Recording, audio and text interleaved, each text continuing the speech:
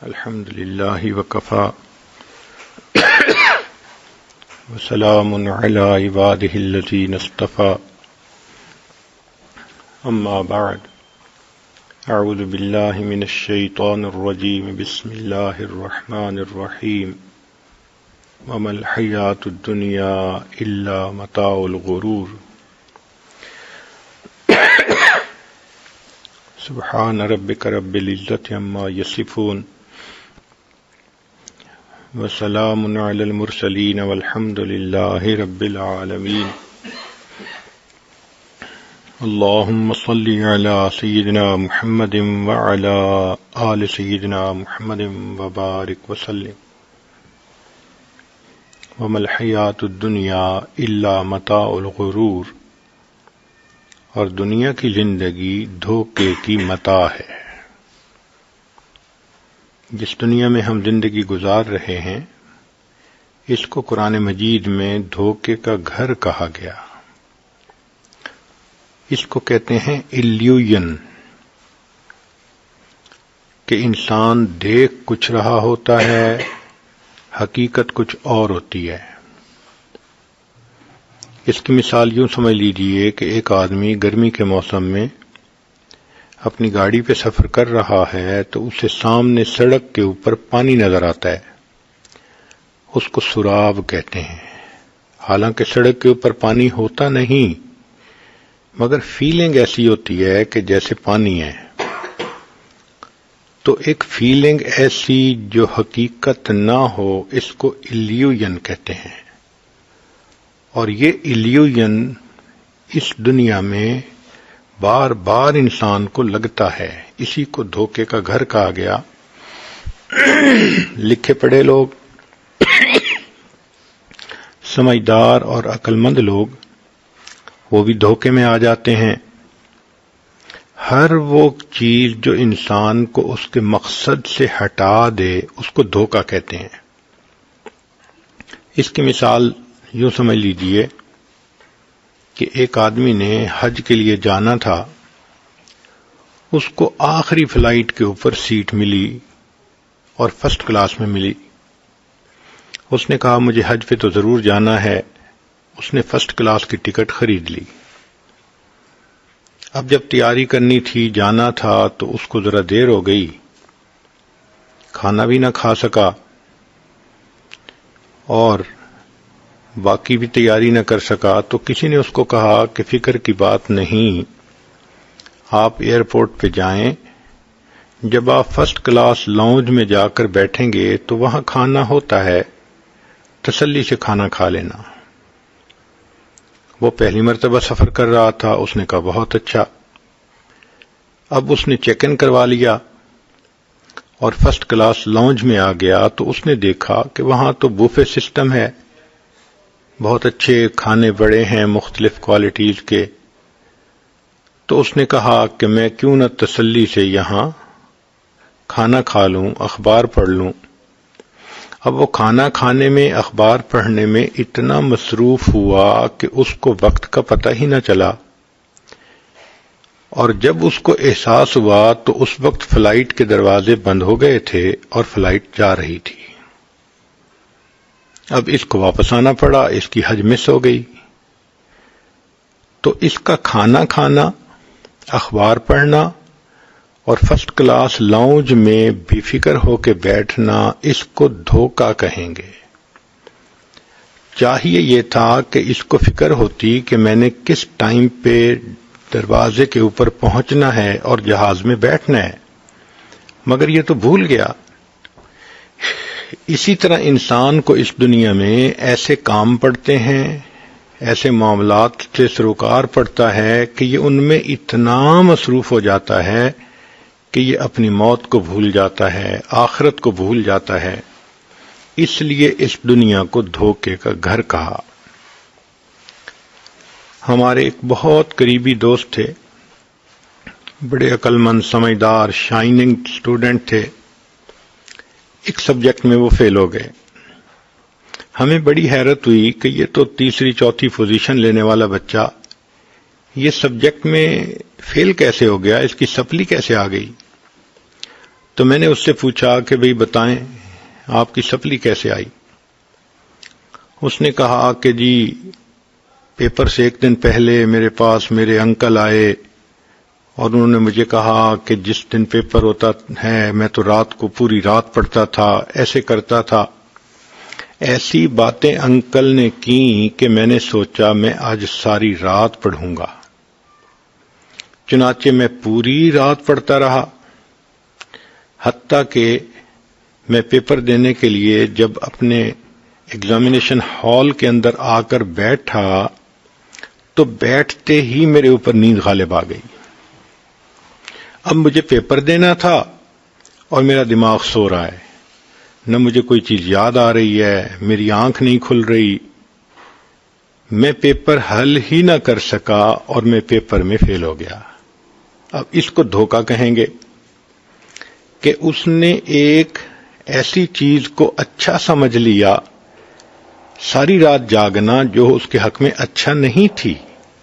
اس کو چاہیے تھا جتنی اس نے تیاری کرنی تھی وہ کر لیتا، آخری رات میں پوری نیند کرتا تاکہ فریش حالت میں امتحان دینے کے لیے پہنچتا. تو ہماری زندگی کا مقصد آخرت کی کامیابی ہے. کوئی بھی چیز جو ہمیں آخرت کی کامیابی سے غافل کرے گی وہ دھوکہ کہلائے گی. اس لیے فرمایا یا اہل الغفلۃ والمال والسرور اعلموا ان الدنیا دار الفناء والغرور والآخرۃ دار البقاء والسرور فاذکروا فضیحۃ القیامۃ والصراط والنشور.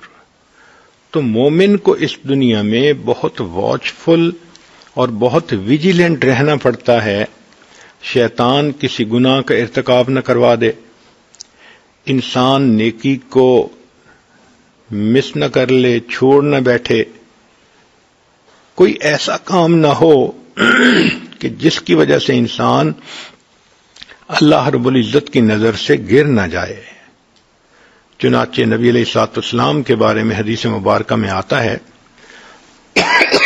کہ آپ صلی اللہ علیہ وسلم متواصل الحزن اور دائم الفکر تھے. آپ کے اوپر ایک غم کی کیفیت ہوتی تھی، ایک غم زدہ شخص جیسے ہوتا ہے. اور سیدنا صدیق اکبر لانو کے بارے میں آتا ہے رجل حزین، کہ وہ بھی بہت ہی غم زدہ شخصیت تھے.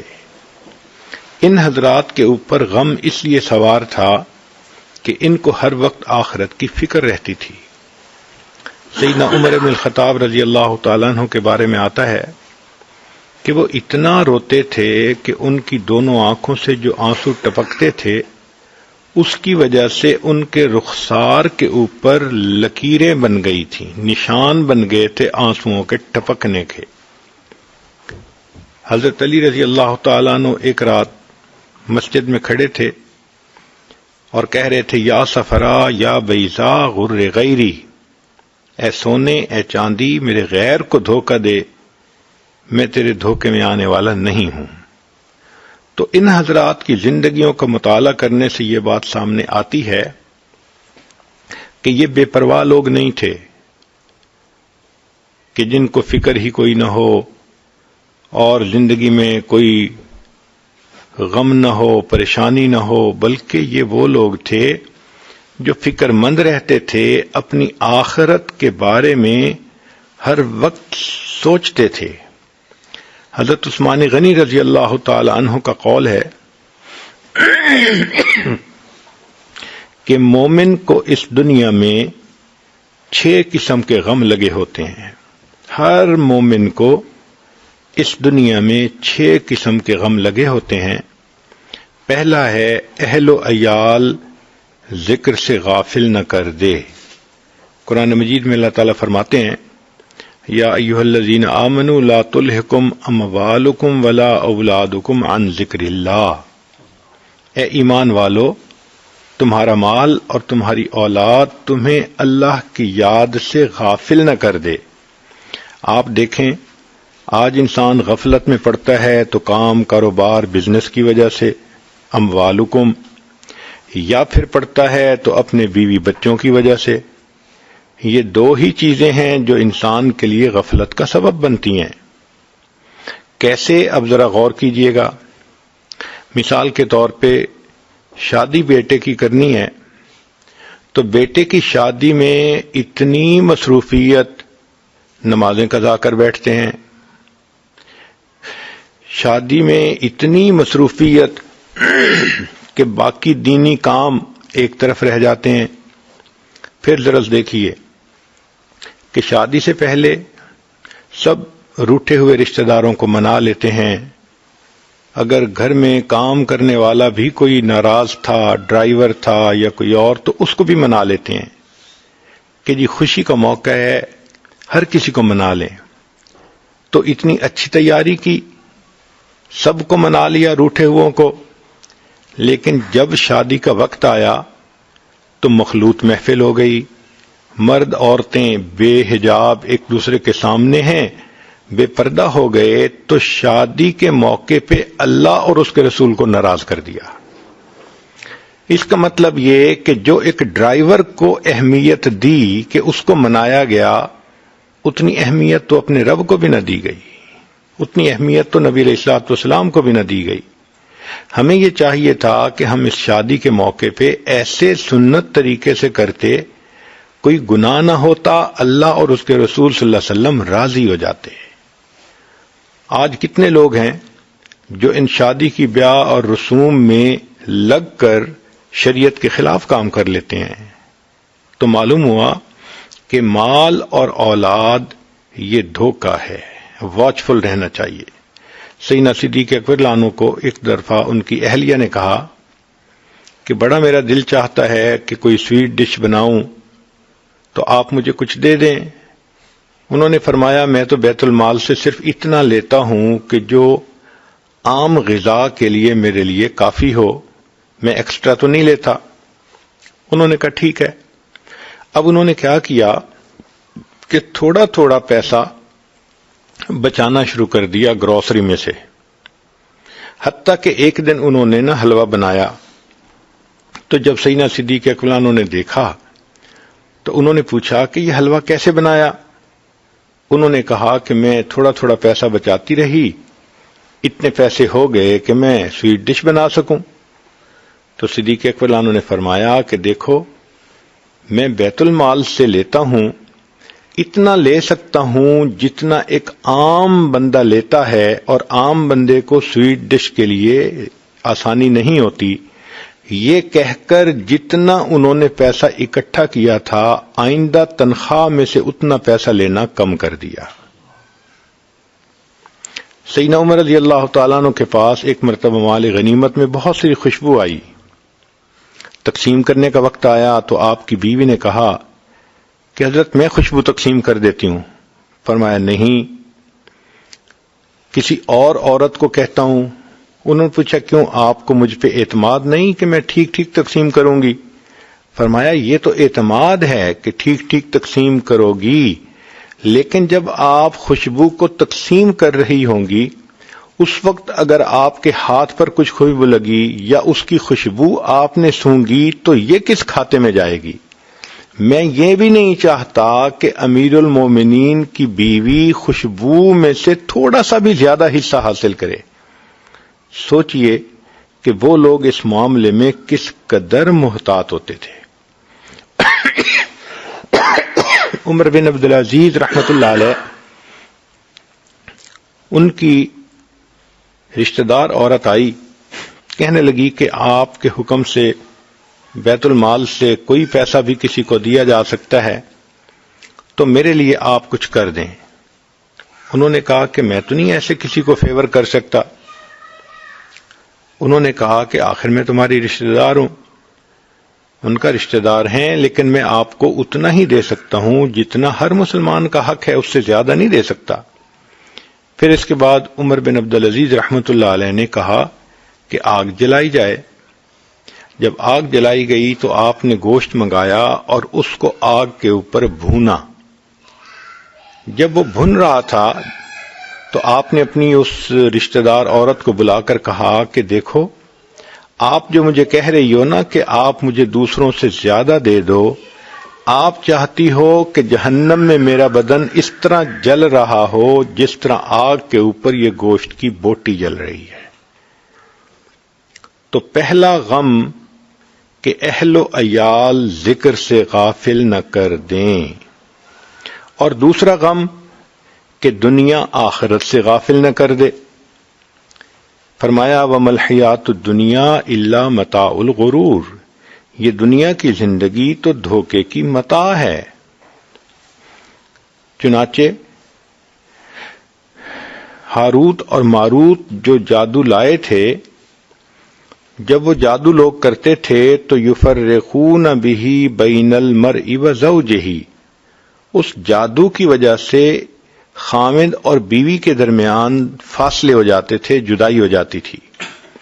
لیکن یہ دنیا ایسی جادوگرنی ہے کہ جس پر دنیا کا جادو چل جاتا ہے، یفرق بین المرء وربہ، یہ بندے اور اس کے رب کے درمیان فاصلے ڈال دیتی ہے. تو یہ ایسی جادوگرنی کہ ہاروت ماروت کے جادو سے بھی بڑا جادو اس کے پاس ہے. نبی اسلام نے 2 لفظوں میں بات سمجھا دی. فرمایا الدنیا حلوۃ خضرۃ، دنیا بڑی میٹھی ہے، بڑی سرسبز ہے. دیکھیں میٹھی چیز کھانے سے انسان کا جی نہیں بھرتا، پیٹ بھر سکتا ہے، جی نہیں بھرتا. اب آئس کریم مختلف فلیورز کی انسان جتنا بھی کھائے، چاکلیٹ کھائے، اس لیے نہ کھائے کہ بھئی ویٹ نہ گین کر لوں، یہ الگ بات ہے، مگر طبیعت تو چاہتی ہے کہ کھاتا ہی رہے. اسی طرح سرسبز اگر کوئی سینری ہو تو اس کو دیکھنے سے جی نہیں بھرتا. تو نبی علیہ السلام نے فرمایا یہ دنیا میٹھی بھی ہے، سرسبز بھی ہے.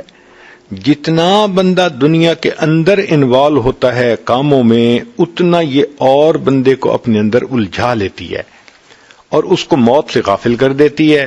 لہذا یہ بھی انسان کے لیے دھوکہ بن جاتی ہے. چنانچہ ایک مرتبہ ایک بڑے میاں تھے جن کی عمر 85 سال تھی. اس عاجز نے ان سے بات کی کہ بھئی اب تو ایسی عمر ہے کہ ہمیں چاہیے کہ ہم نماز پڑھیں، نیکی کریں، آخرت کی تیاری کریں. تو میری ساری بات سننے کے بعد اس بڑے میاں نے اپنے گھٹنے کو پکڑا اور کہنے لگے کہ پیر صاحب اس گھٹنے میں ذرا درد ہے، دعا کرو یہ درد ٹھیک ہو جائے، پھر میں نماز شروع کر دوں گا. اب جو بندہ 85 سال کی عمر میں گھٹنے کے درد ٹھیک ہونے کا منتظر ہے، یہ دھوکہ نہیں تو پھر اور کیا ہے. نوجوان بچی کو کہیں کہ نماز پڑھو، آگے سے جواب ملتا ہے میں کون سی اماں دادی بن گئی ہوں. یہ دھوکہ ہے. یہ کہاں لکھا ہے کہ صرف اماں اور دادی کو موت آتی ہے؟ کتنی بچیاں جوانی کی عمر میں فوت ہو جاتی ہیں، کوئی ایکسیڈنٹ کے ذریعے، کوئی بیماری کے ذریعے. تو یوں ذہن میں رکھنا کہ ہم اس وقت مریں گے جب بال سفید ہو جائیں گے، تو یہ دھوکہ ہے.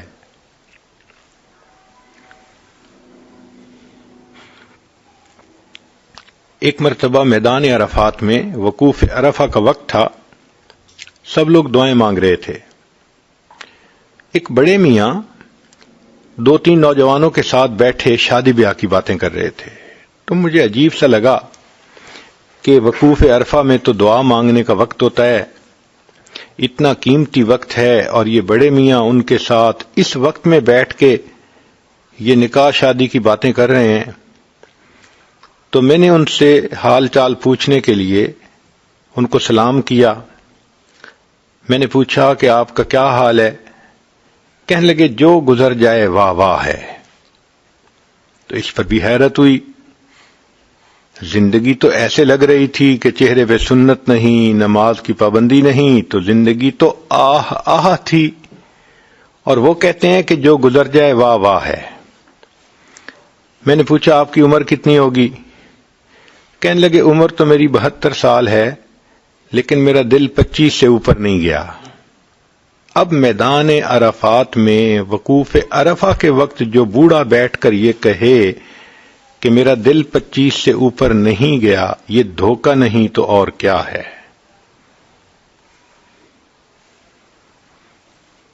مسکین ابن آدم لباسہ کفن مرکبہ جنازہ والدہ یتیم منزلہ قبر فراشہ تراب حلالہا حساب و حرامہا عذاب. کیا یہ دنیا ہے؟ حلال بھی اس میں سب کچھ ہوگا تو حساب دینا پڑے گا، اور اگر حرام ہوا تو عذاب اس کے بدلے میں ہوگا.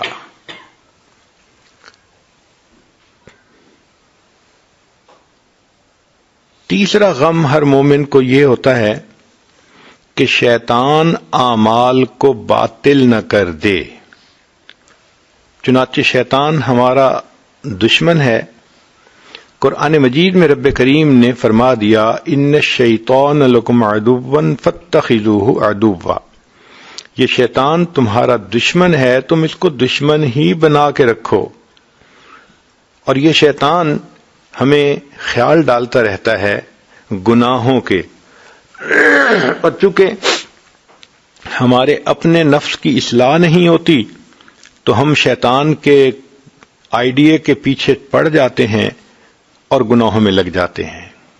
ہمارے مشائخ کو اللہ رب العزت جزائے خیر عطا فرمائے کہ انہوں نے کھول کھول کے بتایا کہ شیطان انسان پر کیسے حملہ کرتا ہے. تو آج ذرا اس بات کو تسلی سے سن لیجئے کہ شیطان انسان کو 3 طرح سے دھوکہ دیتا ہے.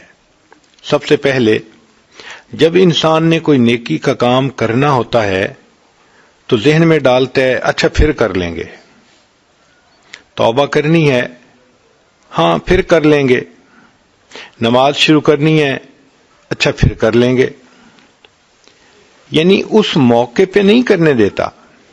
چنانچہ ایک مرتبہ ایک صاحب ملے جن کی عمر تقریباً 65 سال تھی. میں نے ان سے بات کی نماز کے بارے میں کہ آپ شروع کیجئے، اب تو ریٹائرمنٹ کی ایج آ گئی، آپ فارغ ہوتے ہیں اور اللہ نے آپ کو خوب مال پیسہ دیا ہے، آپ کو کوئی رزق کی پریشانی بھی نہیں. تو انہوں نے اپنے پوتے کو اٹھایا ہوا تھا جس کی عمر تقریباً کوئی 1.5 سال تھی. تو اس کی طرف اشارہ کر کے کہنے لگے حضرت میں نے عہد کر لیا. میں نے پوچھا کیا؟ کہ یہ عہد کر لیا کہ میں اپنے اس پوتے کو حافظ بناؤں گا، اور جس دن اس نے تراویح کی نماز کرنی ہے شروع میں، اس دن نماز کی ابتدا کر دوں گا. اب یہ دھوکہ نہیں تو اور کیا ہے؟ بھئی بتائیں آپ کا پوتا اتنا بڑا ہوگا کہ یہ حافظ بن جائے گا، پھر کیا اس وقت تک آپ بھی زندہ رہیں گے؟ کیا شیطان نے ذہن میں ڈال دیا کہ جی میں بچے کو پوتے کو پہلے حافظ بناؤں گا، پھر جب یہ تراویح کی نماز پڑھانے لگے گا تو اس کے پیچھے جب میں نماز پڑھوں گا تو بس پھر میں نماز کی پابندی کروں گا. تو یہ دھوکہ ہے کہ وہ ذہن میں ڈال دیتا ہے. کتنے لوگ ہیں ان سے اگر بات کریں کہ آپ یہ کام شروع کریں، وہ جی میں نے نیت کیتی ہے، بس انشاءاللہ حج پہ جانا ہے، پھر میں نے بالکل نیک بن کے لوٹنا ہے. تو شیطان موقع پہ فی الفور توبہ نہیں کرنے دیتا، آگے ٹالتا ہے. اسی طرح طالبات کے ذہن میں یہ ڈالتا ہے ابھی تو پڑھ رہی ہیں، بس انشاءاللہ پڑھ کے پھر اکٹھا عمل کریں گے. جس طالبہ نے یہ سوچا کہ پڑھنے کے بعد اکٹھا عمل کروں گی، آپ سمجھ لیں کہ وہ عمل سے محروم رہے گی. جو عمل کرنے والی ہوتی ہیں وہ ادھر پڑھتی ہیں ادھر عمل کرتی ہیں، ادھر پڑھتی ہیں ادھر عمل کرتی ہیں. اللہ ان کو جیسے علم کی توفیق دیتا ہے عمل کی بھی توفیق عطا فرما دیتا ہے. تو یہ تو دھوکہ ہے کہ نیک اعمال کو انسان ٹال دے. آپ نے بہت سارے عورتوں کو دیکھا ہوگا، بچہ کہتا ہے امی میں چہرے پہ داڑھی رکھنا چاہتا ہوں. اچھا ٹھیک ہے شادی کے بعد رکھ لینا. اب یہ جو بچے کو کہا جا رہا ہے کہ شادی کے بعد رکھ لینا، یہ شیطان کا آئیڈیا ہے کہ وہ موقع پہ نہیں کہنے دیتا. چنانچہ لڑکا کہتا ہے امی مجھے نیک دیندار بیوی چاہیے، عالمہ چاہیے، اور آگے سے ماں جواب دیتی ہے بس وہ میں نے اپنے بھائی کی بیٹی سے کر لینا ہے، تمہارے پاس آئے گی اس کو نیک بنا لینا۔ یہ جتنی اس قسم کی باتیں ہیں کہ تم یہ کر لینا یہ کر لینا، سمجھ لیں کہ یہ شیطان کی طرف سے ہوتی ہیں۔ تو پہلا دھوکہ شیطان یہ دیتا ہے کہ فوراً نیکی نہیں کرنے دیتا، کہتے کہ اچھا پھر کر لیں گے۔ اور اگر کوئی انسان اس کی یہ بات نہ مانے کہ بھئی کل کر لیں گے، یہ کہے کہ نہیں مجھے تو آج ہی نیکی کرنی ہے، تو شیطان اپنی ہار نہیں مانتا، شیطان پھر دوسرا راؤنڈ شروع کر دیتا ہے۔ دوسرا راؤنڈ کیا کہ نیکی کے دوران اس کے ذہن میں وسوسے ڈالتا ہے۔ مثلا آپ نے نماز کی نیت باندھ لی تو اب یہ ہار نہیں مانے گا کہ بھئی میں نے تو روکا تھا کل سے نماز شروع کرنا، یہ تو ابھی کھڑی ہو گئی مصلی پہ، بلکہ وہ کیا کرے گا، نماز کے دوران کبھی دوست کا خیال، کبھی بچے کا خیال، کبھی فلاں کا خیال، اب یہ وسوسے ڈال رہا ہے۔ تو وساوس کے ذریعے انسان کی عبادت کی کوالٹی کو گرائے گا کہ یہ وسوسوں بھری نماز اللہ کے سامنے جائے گی تو پھٹے کپڑے کی طرح منہ پہ مار دی جائے گی۔ تو یہ سمجھ لیتا ہے کہ اس نے میری بات نہیں مانی، یہ وضو کر کے مصلی پہ کھڑی ہو گئی۔ اب کھڑی ہو گئی تو اب دوسرا راؤنڈ کیا کہ اس کو یکسوئی سے عبادت مت کرنے دو، اس کے ذہن میں خیال ڈالتے رہو۔ چنانچہ کبھی اس کو کوئی خیال کبھی کوئی خیال۔ ایک مرتبہ ایک صاحب بتانے لگے کہ میں نے عہد کیا کہ آج میں ایسی 2 رکعت پڑھوں گا کہ جس 2 رکعت میں مجھے کوئی دنیا کا خیال نہ آئے، تکبیر اولیٰ سے لے کے سلام پھیرنے تک بس اللہ ہی کی یاد رہے۔ میں 2 رکعت پڑھتا، پھر کوئی نہ کوئی خیال، پھر 2 رکعت پڑھتا، پھر 2 رکعت پڑھتا، حتیٰ کہ میں نے 20 رکعت پڑھ لی اور نماز میں کوئی نہ کوئی خیال میں لگ جاتا۔ پھر میں نے ایک دفعہ کہا کہ اب تو میں تھک بھی گیا ہوں، بس آخری 2 رکعت ایسے پڑھنی ہے کہ مجھے کوئی خیال نہ آئے۔ کہنے لگا کہ جب میں نے آخری 2 رکعت کی نیت باندھی تو پوری نماز میں یہی سوچتا رہا کہ مجھے کوئی خیال نہ آئے، مجھے کوئی خیال نہ آئے، اور سلام پھیرنے کے بعد خیال آیا کہ اللہ کو تو یاد کرنے کی بجائے میں تو خیال ہی میں لگا رہا کہ مجھے کوئی خیال نہ آئے۔ تو یہ دوسرا دھوکہ ہوتا ہے شیطان کا کہ اعمال کو یکسوئی سے نہیں کرنے دیتا۔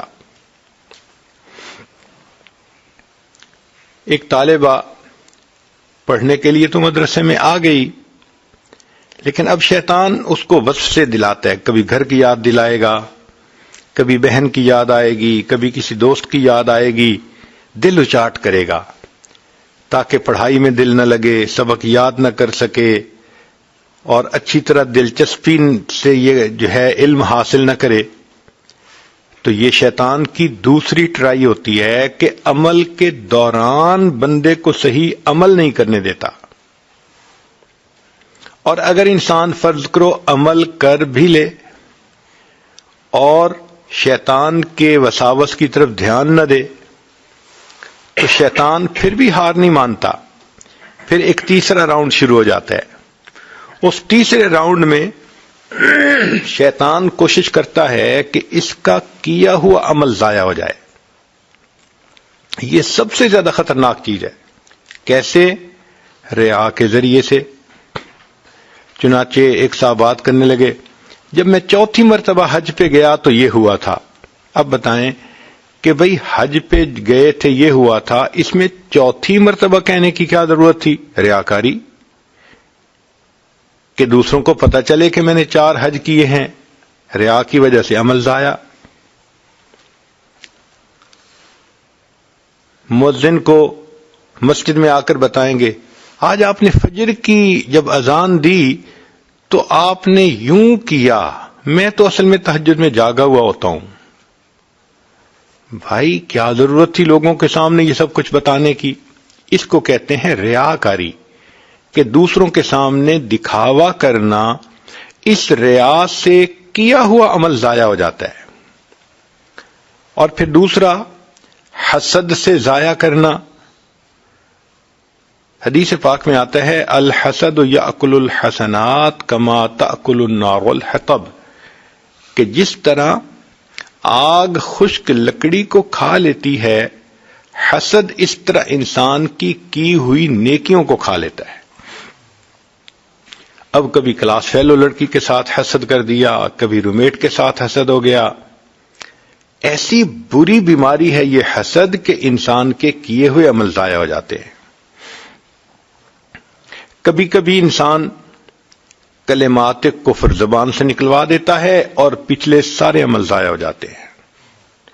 چنانچہ کلمات کفر کا بھی پتہ ہونا چاہیے، علماء نے کتابوں میں لکھے ہیں.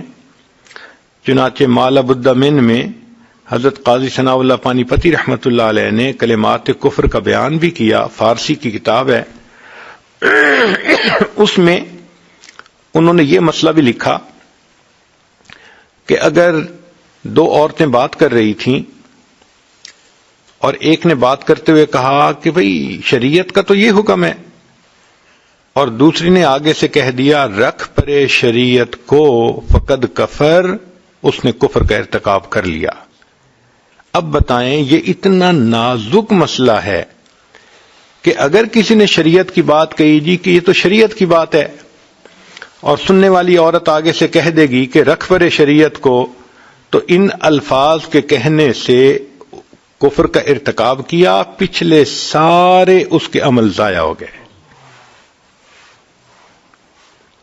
اسی طرح انسان شرک کے ذریعے سے بھی ضائع کروا دیتا ہے، کیونکہ شرک ایسا برا گناہ ہے کہ جس کی وجہ سے لَيَحْبَطَنَّ عَمَلُكَ، اللہ فرماتے ہیں کہ آپ کے کیے ہوئے عملوں کو ہم ضائع کر دیں گے. تو دیکھیں شیطان پیچھا نہیں چھوڑتا. 3 موقعوں پہ یہ دھوکہ دیتا ہے. عمل سے پہلے دھوکہ دیتا ہے کہ عمل کو ڈیلے کرواتا ہے، بعد میں کر لینا، اور اگر انسان اس کی یہ بات نہ مانے تو عمل کے دوران دھوکہ دیتا ہے کہ وصف سے ڈال کے غافل کرتا ہے. اور آج اکثر و بیشتر نمازیں اسی طرح سے دنیا کے خیالات میں. چنانچہ ایک مسجد میں امام صاحب نے 4 رکعت کی نیت باندھی، لیکن انہیں شبہ ہوا کہ میں نے 2 رکعت پڑھی ہیں یا 4 پڑھی ہیں. انہوں نے سلام پھیر کے مقتدی لوگوں سے پوچھا بھئی 2 پڑھی ہیں یا 4؟ کسی کو یقین ہی نہیں تھا کہ 2 ہیں یا 4. سب اپنے اپنے خیالوں میں لگے ہوئے تھے. ایک بڑے میاں تھے، وہ کہنے لگے نہیں مولانا پکی بات ہے، آپ نے 2 رکعت پڑھی ہیں، 4 نہیں پڑھی. تو مولانا مطمئن ہو گئے. انہوں نے پھر 4 رکعت نماز پڑھا دی. نماز پڑھانے کے بعد انہوں نے بڑے میاں کا شکریہ ادا کیا کہ بڑے میاں اللہ آپ کا بھلا کرے، آپ کی وجہ سے پورے لوگوں کی نماز ٹھیک ہو گئی، ہم نے 4 رکعت پڑھ لی، آپ تو بڑی یکسوئی سے نماز پڑھتے ہیں.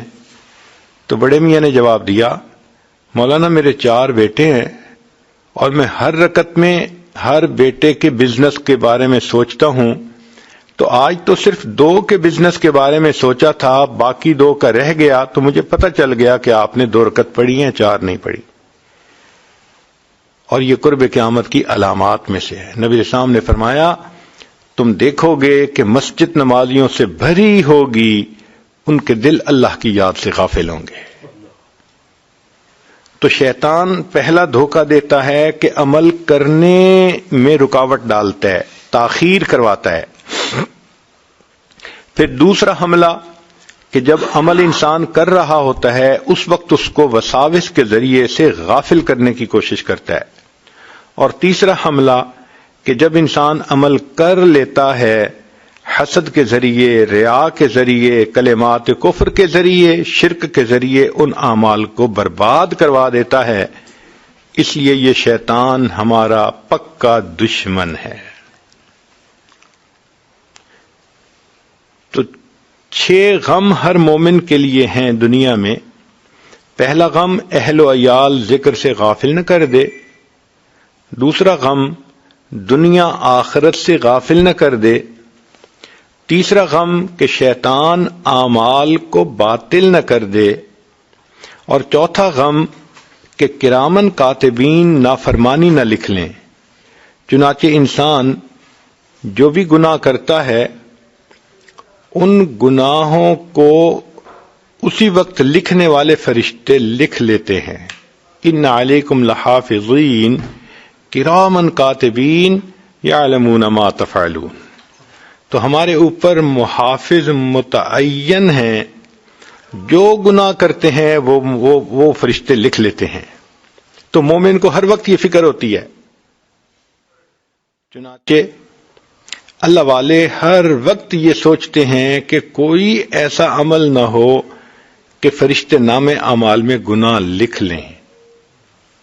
امام ربانی مجدد ثانی رحمۃ اللہ علیہ فرماتے ہیں، اس امت میں ایسی پاک باز ہستیاں گزری ہیں کہ ان کے گناہ لکھنے والے فرشتے کو 20 سال تک گناہ لکھنے کا موقع نہیں ملا۔ اللہ اکبر کبیرہ۔ چنانچہ عبداللہ ابن مبارک رحمۃ اللہ علیہ مشہور محدث ہیں، انہوں نے ایک واقعہ لکھا، المرأۃ متکلمۃ بالقرآن، ایک عورت جو صرف قرآن مجید کے الفاظ سے ہی گفتگو کرتی تھی۔ وہ کہتے ہیں کہ میں حج عمرے سے فارغ ہو کے واپس آ رہا تھا، ایک درخت کے نیچے میں دوپہر کو قیلولہ کرنے کے لیے لیٹ گیا، تھکا ہوا تھا۔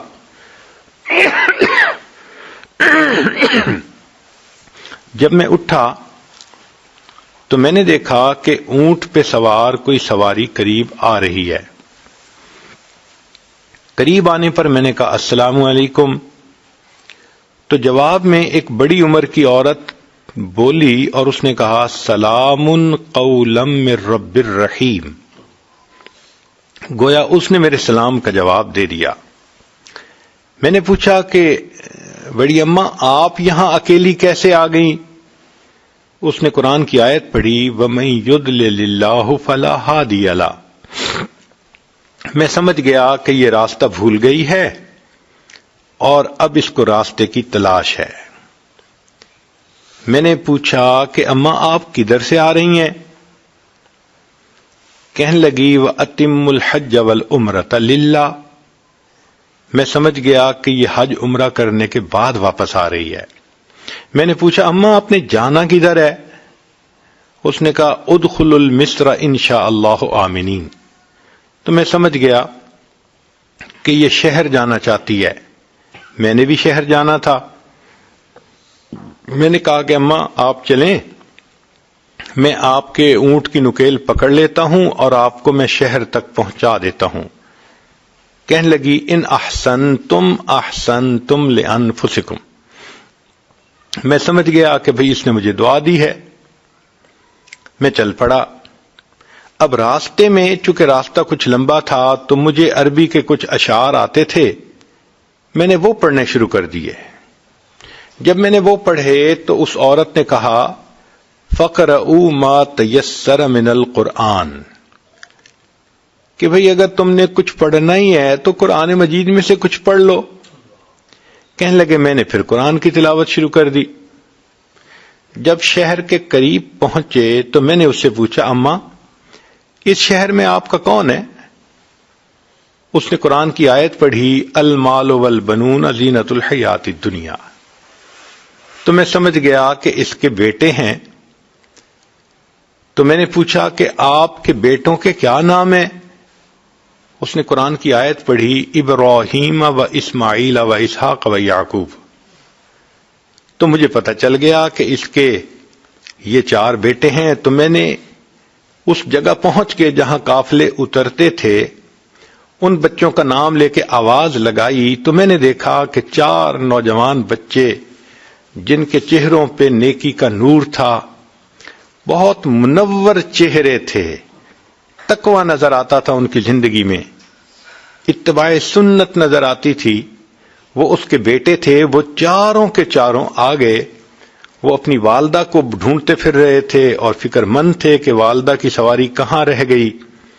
والدہ کو ملے، سواری، انہوں نے اللہ کا شکر ادا کیا۔ اب ان کی والدہ نے ان کو کہا کہ قرآن مجید کی آیت پڑھ کے کہا کہ وَيُطْعِمُونَ الطَّعَامَ، یعنی بچوں کو یہ کہا کہ یہ جو شخص مجھے لے کے آیا ہے اس کو کھانا کھلا کے بھیجو۔ تو بچوں کے پاس کھانا تھا، انہوں نے فوراً دسترخوان لگایا اور انہوں نے مجھے کھانا کھلایا۔ میں کھانا کھا کے اٹھنے لگا تو میں نے ان کا شکریہ ادا کیا، تو عورت نے آیت پڑھی انما نطعمکم لوجہ اللہ لا نرید منکم جزاء ولا شکورا۔ عبداللہ مبارک رحمۃ اللہ کہتے ہیں میں بڑا حیران، جب سے یہ عورت مجھے ملی ہے تب سے ہر بات کے جواب میں یہ قرآن کی آیت ہی پڑھ کے جواب دیتی ہے، ہر بات کا جواب قرآن کے الفاظ سے دیتی ہے۔ تو میں نے اس کے بچوں سے پوچھا کہ یہ تمہاری والدہ کا کیا معاملہ ہے؟ وہ کہنے لگے ہماری یہ والدہ قرآن کی حافظہ، حدیث کی عالمہ ہے، اس کے دل میں اللہ رب العزت کے سامنے قیامت کے دن کھڑے ہونے کا اتنا خوف ہے کہ پچھلے 20 سال سے اس کے منہ سے قرآن کے سوا کوئی دوسرا لفظ نہیں نکلا۔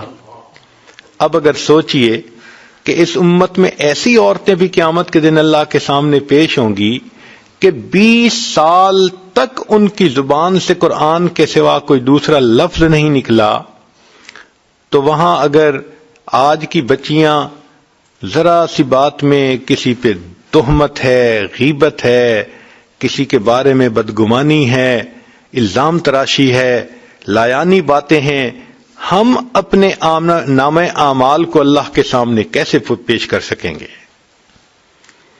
تو اس لیے ہم ہر وقت فکر مند رہیں کہ کوئی ایسا کام نہ ہو، کوئی ایسا عمل نہ ہو، بات نہ ہو کہ گناہ لکھنے والے فرشتے نامہ اعمال کے اندر گناہوں کو لکھ سکیں۔ 5واں غم یہ ہوتا ہے کہ ملک الموت غفلت میں نہ پکڑ لے، اس لیے کہ اس دنیا میں انسان جو اعمال کرتا ہے تو نیکی کا اثر بھی موت کے وقت ظاہر ہوتا ہے اور گناہوں کا اثر بھی موت کے وقت ریفلیکٹ ہوتا ہے۔ چنانچہ علماء نے لکھا ہے کہ بہت سارے گناہ ایسے ہیں کہ موت کے وقت انسان کو کلمہ پڑھنے سے محرومی ہو جاتی ہے۔ مثال کے طور پہ زنا کا گناہ ایسا ہے کہ اکثر و بیشتر جو بندہ زنا سے توبہ نہ کرے، موت کے وقت اس کی زبان پہ فالج پڑ جاتا ہے اور وہ کلمہ پڑھنا بھی چاہے تو نہیں پڑھ سکتا۔ حدیث مبارکہ میں ہے کہ کتنے لوگ ایسے ہیں کہ ساری زندگی ان کے نام مسلمانوں کی فہرست میں رہتے ہیں، جب موت کا وقت آتا ہے مسلمانوں کی فہرست سے نام خارج کر دیا جاتا ہے۔ اور ویسے بھی یہ قرب قیامت کا زمانہ ہے جس کے بارے میں نبی الاسلام نے فرمایا یصبح مؤمنا و یمسی کافرا، تم دیکھو گے ایک آدمی صبح اٹھے گا ایمان والا ہوگا، شام سونے کے لیے بستر پہ جائے گا ایمان سے خالی ہوگا۔ تو اپنے ایمان کی تو بڑی فکر کرنی چاہیے، کیا پتہ کب موت آ جائے، موت کا کسی کو کچھ پتہ نہیں۔ چنانچہ ایک نوجوان کراچی میں تیسری منزل پہ کچھ کام کر رہا تھا، کھڑکی سے باہر نکل کے اللہ کی شان کے جو پاؤں پھسلا تو وہ نیچے ٹور روڈ کے اوپر آ کے گرا۔ اب تیسری منزل یعنی کہیں 60 فٹ سے وہ نیچے گرا، اور اللہ کی شان نہ ہڈی ٹوٹی، نہ جسم پہ کوئی زخم آیا، نہ خون نکلا۔ وہ ایسے اٹھ کھڑا ہوا جیسے کہ کسی نے اٹھا کے زمین پہ رکھ دیا ہو۔ سب لوگ حیران تھے کہ 50-60 فٹ کی بلندی، نیچے پکی سڑک ہو اور پھر بندے کو کوئی چوٹ نہ آئے۔ خیر سب لوگ خوش ہوئے۔ تیسرے دن اس کے 2 دوست تھے، وہ اس کو مبارکباد دینے کے لیے آئے کہ بھی ہم نے سنا آپ تیسری منزل سے گر گئے مگر اللہ نے آپ کو بچا لیا۔ تو وہ بھی کہنے لگا ہاں اللہ کا مجھ پر بڑا فضل ہوا۔ تو وہ دوست کہنے لگے کہ اچھا اب اگر اللہ نے حفاظت کی تو ہمیں مٹھائی کھلاؤ۔ وہ کہنے لگا یہ میرے بالکل گھر کے سامنے ایک مٹھائی کی دکان ہے، میں ابھی وہاں سے تازہ مٹھائی لے کے آتا ہوں۔ انہوں نے کہا بہت اچھا۔ یہ کہہ کے یہ نوجوان اپنے ڈرائنگ روم سے گھر میں آیا اور بیوی کو کہا کہ مجھے پیسے دو، میں مٹھائی لاتا ہوں۔ جب اس نے پیسے لیے اور جانے لگا تو گھر کا فرش دھویا گیا تھا اور ایک جگہ پر تھوڑا سا پانی کھڑا تھا۔ جب اس نوجوان نے پاؤں رکھا تو پاؤں پھسلا، یہ سر کے بل گرا، وہیں اس کی موت آ گئی۔ آپ ذرا غور کیجئے کہ تیسری منزل سے نیچے گرتا ہے تو چوٹ تک نہیں آتی، اور اپنے گھر کے فرش پہ پاؤں پھسلتا ہے تو موت آ جاتی ہے۔ کسی نے سوچا بھی نہیں ہوگا کہ اس کو اس طرح موت آئے گی۔ تو کب موت آئے اس کے بارے میں کوئی بندہ نہیں جانتا۔ فرید بن عطار رحمت اللہ علیہ فرماتے ہیں، میں نوجوان تھا، میری عطر کی دکان تھی اور میری دکان پہ چھوٹی چھوٹی شیشیاں تھیں جن میں عطر ہوتی تھی۔ ایک دن ایک بوڑھا آیا اور میری شیشیوں کو وہ بڑے غور سے دیکھنے لگا۔ میں نے کہا بڑے میاں کیا دیکھ رہے ہیں؟ اس نے کہا میں دیکھ رہا ہوں کہ اتنی شیشیوں میں آپ کی جان اٹکی ہوئی ہے، یہ جان کیسے نکلے گی؟ تو کہنے لگے مجھے بڑا غصہ آیا، میں نے کہا جیسے آپ کی نکلے گی ویسے میری نکلے گی۔ تو جیسے ہی میں نے یہ کہا تو وہ بڑے میاں کہنے لگے اچھا نوجوان، پھر میری تو جان ایسے نکلے گی۔ اس کے پاس چادر تھی ہاتھ میں، وہ فرش پہ لیٹ گیا اور چادر اپنے اوپر اوڑھ کر کہنے لگا لا الہ الا اللہ محمد الرسول اللہ۔ میں نے کہا یہ بڑے میاں میرے سامنے کیا ڈرامہ کر رہا ہے؟ جب میں آگے ہوا اور دیکھا تو واقعی اس کی روح نکل چکی تھی۔ تو جن لوگوں نے موت کی تیاری کی ہوتی ہے ان کی پھر ایسے روح نکل جاتی ہے۔ چنانچہ ایک تھے ننھے میاں بھوپالی رحمت اللہ علیہ، بزرگوں میں سے تھے۔ چنانچہ ان کے بارے میں آتا ہے کہ جب ان پر موت کا وقت آیا تو بہت ان کے قریبی رشتہ دار ساتھ تھے، تو وہ بتا رہے تھے بھئی اب میرے دونوں پاؤں سے جان نکل گئی، بھئی میری دونوں ٹانگوں سے جان نکل گئی، اب میری رانوں سے جان نکل گئی۔ یہ خود بتا رہے تھے۔ اچھا بھئی دیکھو میرے دونوں ہاتھوں سے جان نکل گئی، اور پھر آخر پر کہنے لگے اچھا دیکھو اب میرے سینے سے جان نکل رہی ہے، اچھا میں چلتا ہوں، السلام علیکم ورحمت اللہ، یہ کہہ کر کلمہ پڑھا اور فوت ہو گئے۔ اللہ والوں کی ایسے موت آتی ہے۔ اللہ اکبر کبیرہ۔ ایک بزرگ تھے، ان کی بیٹی کا نام تھا حفصہ، وہ 3 سال کی تھی اور اپنے ابو سے بڑی اٹیچڈ تھی، بہت محبت کرتی تھی۔ ایک دن جب یہ لیٹے ہوئے تھے تو وہ حفصہ آئی اور وہ چاہتی تھی کہ ابو میرے ساتھ بات کریں، میرے ساتھ کھیلیں، مگر یہ بالکل خاموش، آنکھیں بند کیے اللہ کی یاد میں لیٹے ہوئے تھے۔ ان کا آخری وقت قریب تھا۔ وہ حفصہ آئی، جب اس نے دیکھا کہ ابو ریسپونڈ نہیں کر رہے تو وہ ان کے اوپر لیٹ گئی، اوپر چڑھ گئی۔ کبھی وہ ان کی آنکھیں کھولنے کی کوشش کرے، کبھی منہ کھولنے کی کوشش کرے، ابو آپ مجھ سے بات ہی نہیں کر رہے، میری بات ہی نہیں سن رہے، مجھے جواب کیوں نہیں دے رہے۔ جب اس نے کافی کوشش کی اور دیکھا کہ ابو اس کے ساتھ پوری طرح کوآپریٹ نہیں کر رہے، وہ کہنے لگی اچھا ابو میں آپ سے خفا ہوں، میں نے آپ سے کاٹی کر لی۔ وہ چھوٹی بچی حفصہ اپنے والد سے ناراض ہو کے دوسرے کمرے میں چلی گئی اور اس نے جا کے رونا شروع کر دیا۔ اب جب ماں نے اس کو روتے ہوئے دیکھا تو اس نے کہا بیٹی کیوں رو رہی ہو؟ اس نے کہا ابو مجھ سے نہیں بولتے، میں نے ابو سے کاٹی کر لی ہے۔ اس نے کہا آؤ میں تمہیں لے جاتی ہوں، ابو سے تمہاری سلو کروا دیتی ہوں۔ وہ بیوی اپنی بیٹی کو لے کر آئی اور اس نے اپنے خاوند کو کہا کہ دیکھیں نا حفصہ آپ سے خفا ہے، اس کو منا لیں، یہ آپ سے روٹھ گئی ہے۔ جب انہوں نے یہ کہا نا حفصہ روٹھ گئی ہے، آپ اس کو منا لیں، تو ان بزرگوں نے آنکھ کھول کر کہا کون سی حفصہ اور کیسی حفصہ؟ ہم نے تو اپنے یار کو منا لیا، لا الہ الا اللہ محمد الرسول اللہ، کلمہ پڑھا اور ان کی موت آ گئی۔ تو جنہوں نے نیکی پہ زندگی گزاری ہوتی ہے ان کو یوں کلمے پہ موت آتی ہے، اور جنہوں نے گناہوں کی زندگی گزاری ہوتی ہے موت کے وقت ان سے کلمے کی نعمت ہی چلی جاتی ہے۔ تو ملک الموت غفلت میں نہ پکڑ لے، یہ بھی مومن کو غم سوار ہوتا ہے۔ اور ایک چھٹا غم کہ اللہ تعالی کی خفیہ تدبیر ایمان کو ختم نہ کر دے۔ چنانچہ ہمارے اکابر اس بات پہ بہت ڈرا کرتے تھے کہ آج تو اللہ نے ایمان عطا کیا، پتہ نہیں موت تک یہ محفوظ رہے گا یا نہیں رہے گا۔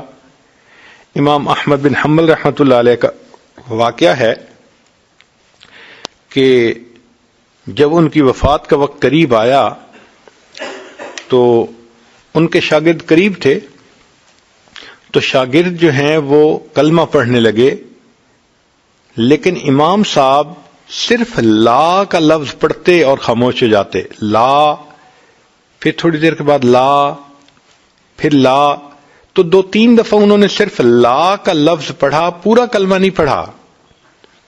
تو شاگرد بڑے حیران، اللہ کی شان کہ تھوڑی دیر کے بعد امام احمد بن حنبل رحمۃ اللہ علیہ کی طبیعت ذرا سنبھل گئی اور وہ ہوش میں آ گئے۔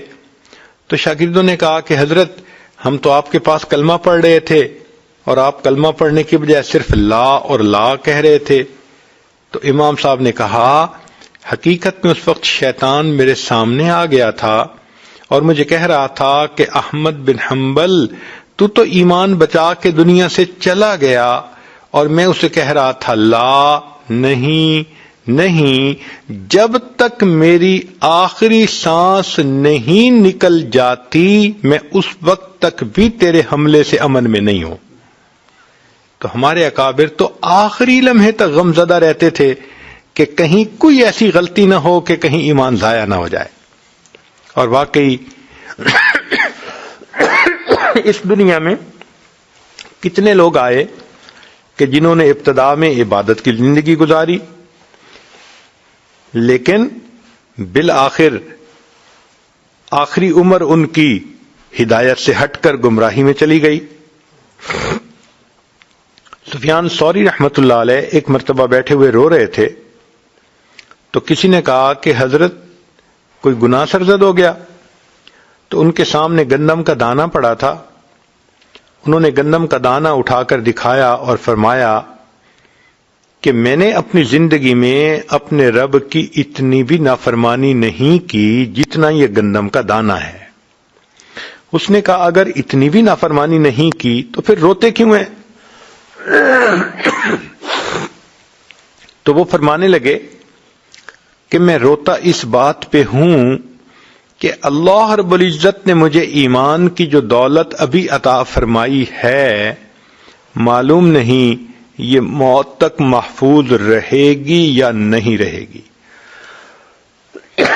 ذرا غور کیجئے کہ یہ حضرات اپنے آخری وقت پر موت کے معاملے میں کس قدر غمزدہ رہتے تھے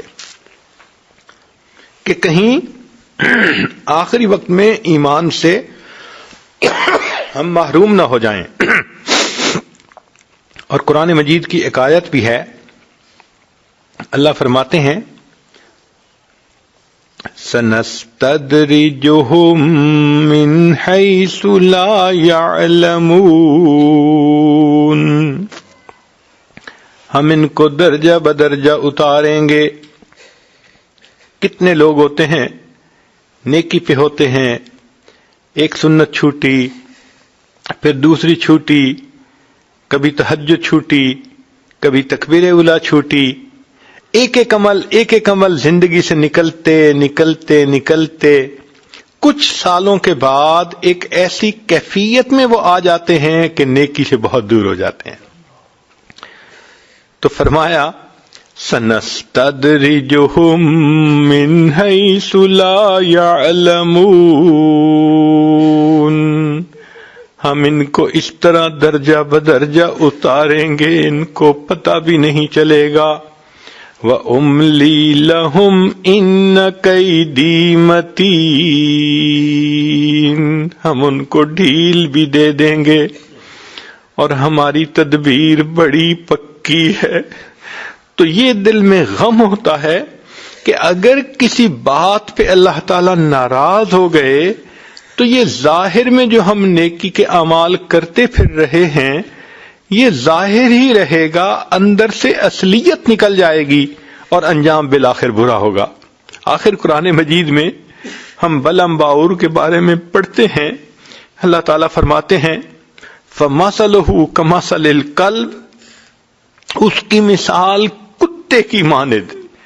یہ وہ شخص تھا، مفسرین نے لکھا ہے کہ جس نے 400 سال تک عبادت کی اور اتنا بڑا درجہ پا لیا کہ اس کی ہر دعا قبول ہوتی تھی، مستجاب الدعوات بن گیا تھا موسیٰ علیہ السلام کے زمانے میں. اب ذرا غور کیجئے، جس بندے نے سینکڑوں سال سجدے کیے، اللہ کی عبادت میں زندگی گزاری اور جس کو ایسا مقام ملا کہ اس کی ہر دعا قبول ہوتی ہے، پھر اس نے موسیٰ علیہ السلام کی مخالفت کی، نتیجہ کیا نکلا؟ روحانیت کے سب درجوں سے نیچے گر گیا. اللہ فرماتے ہیں فَمَثَلُهُ كَمَثَلِ الْكَلْبِ، اس کی مثال کتے کی مانند ہے. جب یہ کتے کا لفظ پڑھتے ہیں تو دل ڈرتا ہے کہ اللہ وہ بھی تو آخر انسان تھا، اتنے 100 سال کی عبادت کے باوجود آپ نے اس کو کتا فرما دیا. کوئی اپنی عبادت پہ کیسے ناز کر سکتا ہے؟ اپنے علم پہ عمل پہ کیسے ناز کر سکتا ہے؟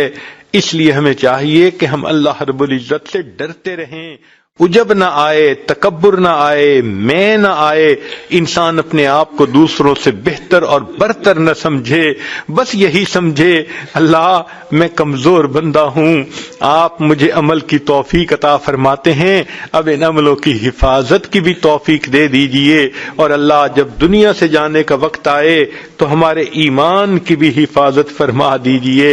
جس بندے کو ایسے غم لگے ہوئے ہوں تو وہ بندہ پھر غم زدہ ہی نظر آئے گا. چنانچہ نبی علیہ السلام کے بارے میں حدیث مبارکہ میں آتا ہے کہ نبی علیہ السلام متواصل الفکر تھے، دائم الحزن تھے. اللہ تعالی ہمیں بھی آخرت کا یہ غم عطا فرما دے، ایسا نہ ہو کہ یہ دنیا کا دھوکہ ہمیں بھی غافل کر دے اور ہم ایمان سے جو ہے وہ محروم نہ ہوں. اللہ رب العزت ہم پر رحمت کی نظر فرمائے. جو بچیاں قرآن مجید حدیث مبارکہ پڑھنے کے لیے آئی ہیں یہ اللہ رب العزت کی مقبول بندیاں ہیں، اللہ نے ان کو چنا ہے اپنے دین کے لیے. اب ان کو چاہیے کہ یہ اور زیادہ دین کی محنت کے لیے اور دین کو مقصد زندگی بنانے کے لیے اللہ سے دعائیں مانگتی رہیں، کرتی بھی رہیں اور ڈرتی بھی رہیں. جو انسان عمل بھی کرتا ہے پھر اللہ سے ڈرتا بھی ہے، اللہ اس کے ایمان کی حفاظت فرماتے ہیں. رب کریم اس جامعہ کو یا اس ادارے کو دن دگنی رات چوگنی ترقی نصیب فرمائے. جو پڑھنے والی بچیاں ہیں اللہ ان کو اپنی مقبول بندیوں میں شامل فرمائے، اور اللہ تعالی ان بچیوں کے گھروں میں، والدین کی زندگیوں میں نیکی دینداری کی زندگی نصیب فرمائے. وآخر دعوانا ان الحمد للہ رب العالمین. دعا سے پہلے یہ آج توبہ کے کلمات پڑھائے گا، تو جو بچیاں پچھلے گناہوں سے سچی پکی توبہ کرنا چاہتی ہیں دل میں نیت کر لیں کہ ہم آئندہ سچی اور سچی زندگی گزارنے کا دل میں ارادہ کر رہی ہیں. الحمد للہ وکفا وسلام علی عبادہ الذین اصطفیٰ، اما بعد. یہ کلمات پڑھیے. بسم اللہ الرحمن الرحیم. لا الہ الا اللہ محمد الرسول اللہ. آمنت باللہ وملائکتہ وکتبہ ورسلہ والیوم الآخر والقدر خیرہ وشرہ من اللہ تعالی والبعث بعد الموت. آمنت باللہ کما ہوا باسمائہ وصفاتہ وقبلت جمیع احکامہ اقرار باللسان وتصدیق بالقلب اشہد ان لا الہ الا اللہ واشہد ان محمدا عبدہ ورسولہ استغفر اللہ ربی من کل ذنب واتوب الیہ برحمتک یا ارحم الراحمین۔ ان کلمات کو پڑھنے سے آپ تو بتائے ہو چکی ہیں، ہمارے مشائخ نے چند معمولات بتائے ہیں، اگر ان کو بھی کریں گی تو انشاءاللہ دل میں اللہ رب العزت کی محبت بڑھے گی۔ ایک ہے 100 مرتبہ درود شریف صبح شام پڑھنا، 100 مرتبہ استغفار صبح شام پڑھنا، روزانہ قرآن مجید کی تلاوت کرنا۔ جن دنوں میں نماز خواتین کو معاف ہوتی ہے ان دنوں میں تلاوت نہ کریں، بن کیے اللہ اجر اور ثواب عطا فرما دیتے ہیں۔ چلتے پھرتے ہر وقت دل میں اللہ تعالیٰ کا دھیان رکھنا۔ اور آخری چیز ہے کہ جب بھی آپ صبح یا عشاء کی نماز پڑھیں تو تھوڑی دیر کے لیے مصلی پہ اللہ سے لو لگا کر بیٹھ جائیں اور یہ سوچیں کہ اللہ رب العزت کی رحمت آ رہی ہے، دل میں سما رہی ہے، دل کی ظلمت اور سیاہی دور ہو رہی ہے، اور دل اللہ اللہ اللہ یہ دل کہہ رہا ہے۔ انشاءاللہ جب اس طرح سے روزانہ تھوڑی دیر اپنے دل کی طرف دھیان کر کے بیٹھیں گی تو اس کی نورانیت آپ اپنے دل میں محسوس کریں گی۔ ابھی دعا سے پہلے چند منٹ اسی ذکر قلبی کی مراقبے کی مشق کر لیجئے تاکہ پھر ہم دعا کر لیں۔ آنکھوں کو بند کر لیجئے، سر کو جھکا لیجئے، دنیا اور جو کچھ دنیا میں ہے اس سے ہٹ کٹ کے اللہ رب العزت کی یاد میں ڈوب جائیے۔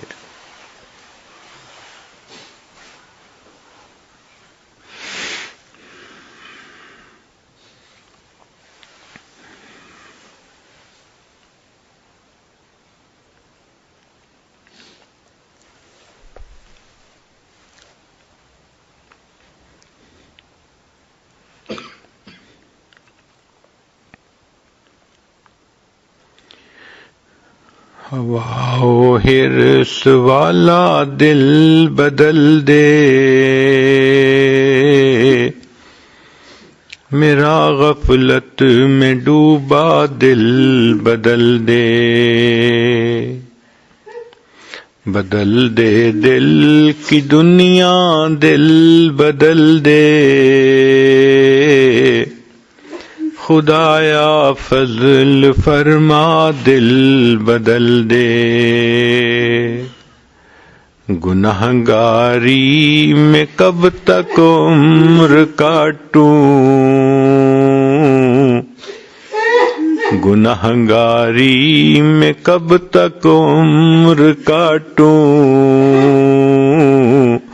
بدل دے میرا رستہ دل بدل دے، سنوں میں نام تیرا دھڑکنوں میں، مزہ آ جائے مولا دل بدل دے، ہٹا لوں آنکھ اپنی ماں سوا سے، جیوں میں تیری خاطر دل بدل دے، یہ کیسا دل ہے سینے میں الہی، یہ زندہ بھی ہے مردہ دل بدل دے،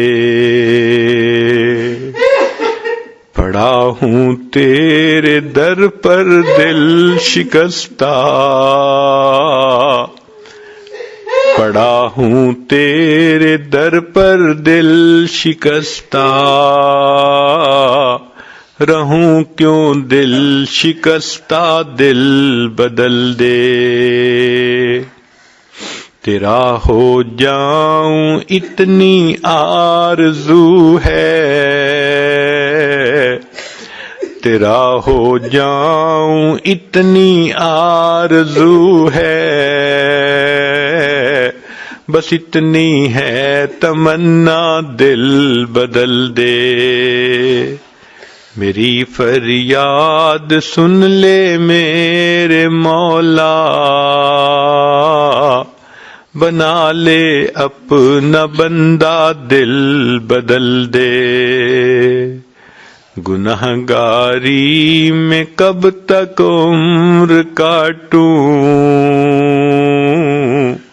بدل دے میرا رستہ دل بدل دے۔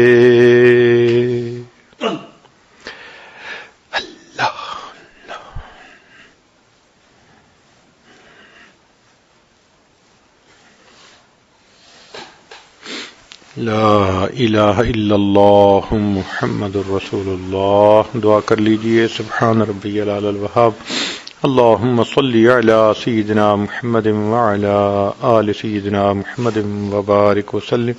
اے کریم آقا، ہم آپ کے عاجز مسکین بندے ہیں، ہمارے گناہوں کو معاف فرما، خطاؤں سے درگزر فرما، عیبوں کی پردہ پوشی فرما، جو گناہ ہم نے دن میں کیے معاف فرما، راتوں میں کیے معاف فرما، محفل میں کیے معاف فرما، تنہائیوں میں کیے معاف فرما، جو گناہ ہمیں یاد ہیں وہ بھی معاف فرما، جو کر کے بھول گئے وہ گناہ بھی معاف فرما۔ اے کریم آقا، آنے والے وقت کو گزرے وقت سے بہتر فرما، آنے والی زندگی کو گزری ہوئی زندگی کا کفارہ بنا۔